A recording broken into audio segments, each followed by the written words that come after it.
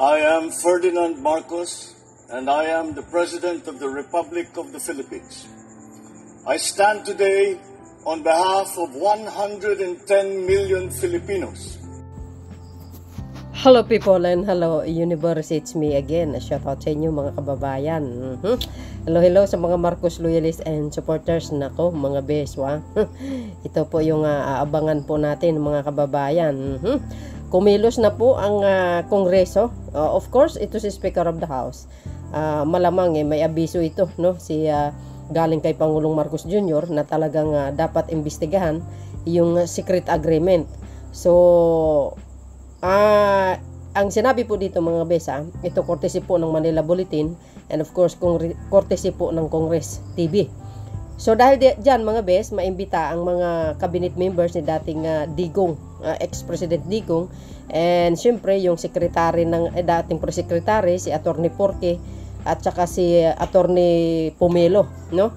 Ay sigurado magandang pakinggan ito mga kababayan, kaya abangan natin kung kailan ito mga besa ay nako, kahapon itong press conference na ito guys, no, ni Speaker of the House, ano tawag dito, yesterday, no, at 11:30 AM.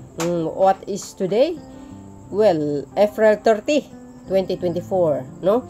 So dahil dyan guys, ay ano po ang mga masasabi nyo dito, no? Sana kailangan naman talaga, no, na imbestigahan yan, kasi kailangan malaman po ng taon bayan ano ba talaga ang secret agreement.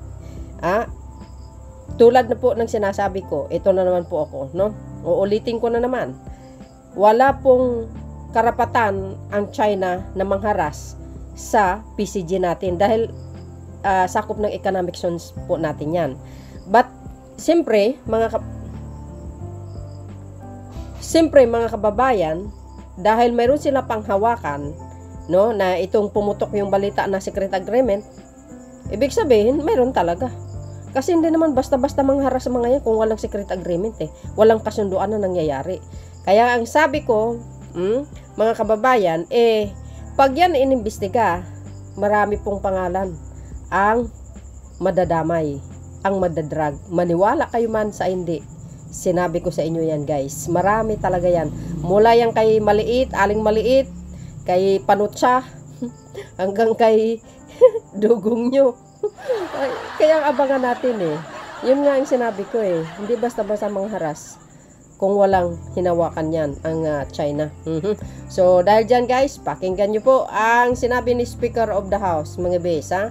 Eto na, see you again guys on my next upload video. Bye and baboos. God bless Philippines. Very good news for everybody ito guys. Eto na. Yes, we have already, discussed this amongst the House leadership and with the committee chairman involved. So, we'll try to, ferret out the truth. Kung ano ba talaga, kasi as our president said, he was horrified. So are we, kasi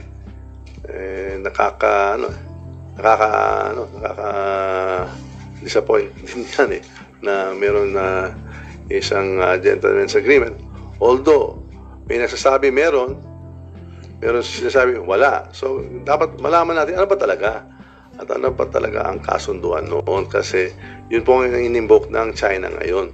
So legally speaking, if you ask me as a lawyer, that has no force and effect. However, it has created this row, di ba? Nagkaroon itong issue. So we have to ferret out the truth. Dapat malaman natin ano talaga nangyayari para hindi maulit-uli, kasi hindi tama. Diba? When there are international agreements, they have to be documented and they have been to be known in the public. Kung may treaty, kailangan ma-ratify pa yan. Kung EO yan, dapat napirma yan ng presidente, may documentation. Tama. Ini-invoke yan ng mga kaibigan natin sa China. Wala man nating alam dyan. So, tama. We want to ferret out the truth so hindi maulit na naman ito.